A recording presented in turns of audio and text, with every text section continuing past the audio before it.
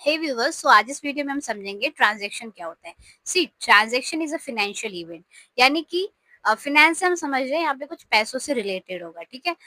ऐसा कुछ इवेंट हो जाना जिसको हम एक मॉनेटरी मॉनेटरी टर्म में मेजर कर सके या फिर पैसों के टर्म में उसको मेजर कर सके, ठीक है। यानी कि 10 रुपए का है, 20 रुपए का है, 10,000 का है, 1 लाख का है, 10 लाख का है, उसका कुछ ना कुछ वैल्यू जरूर हो, ठीक है। तो वो इवेंट जो होते हैं वो हमारे ट्रांजेक्शन होते हैं, ठीक है।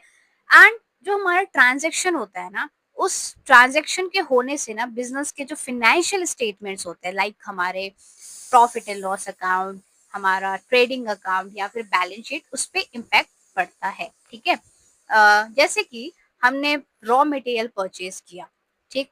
तो रॉ मटेरियल हम परचेज कर रहे हैं किसी से, तो ऑब्वियस सी बात है कि वो एक मॉनेटरी वैल्यू या मॉनेटरी टर्म में हम उसको मेजर कर पा रहे हैं। अब मैं 20,000 का सामान किसी से ले रही हूँ, तो 20,000 मैं उसको मेजर कर पा रही हूँ ना, तो ये एक हमारा ट्रांजेक्शन होता है। या फिर मैं किसी को सेल कर रही हूँ अपना जो गुड्स या प्रोडक्ट्स है ना, जो बिजनेस ने मैन्युफैक्चर किया है, तो वहां पे भी अगर मैं किसी को सेल करती हूँ तो वहां पे पेमेंट मिलता है।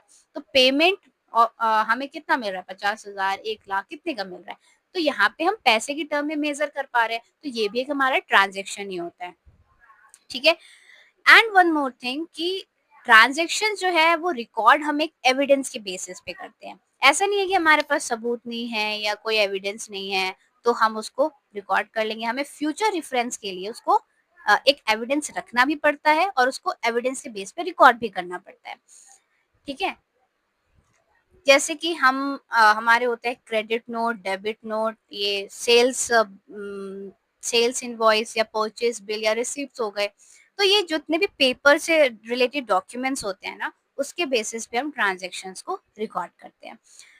नेक्स्ट, हमारा जो ट्रांजेक्शन है ना, वो कैश ट्रांजेक्शन भी हो सकता है या क्रेडिट ट्रांजेक्शन भी हो सकता है, यानी कि हम ऑन द स्पॉट भी पेमेंट कर सकते हैं या फिर फ्यूचर में भी पेमेंट कर सकते हैं। अब जैसे कि मान लो कि मैंने किसी से रॉ मटेरियल परचेज किया, तो वहां पे अगर मैं ऑन द स्पॉट पेमेंट कर देती हूँ तो वो मेरा कैश ट्रांजेक्शन हो जाएगा, है ना। और अगर मैं उसको फ्यूचर के लिए रखती हूँ कि नहीं मैं फ्यूचर में पेमेंट करूंगी, तो वो मेरा क्रेडिट ट्रांजेक्शन हो जाता है, ठीक है। I hope guys this you understand this.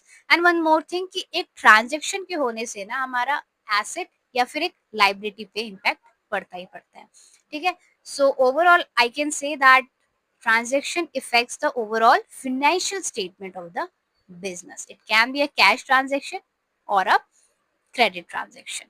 Yes.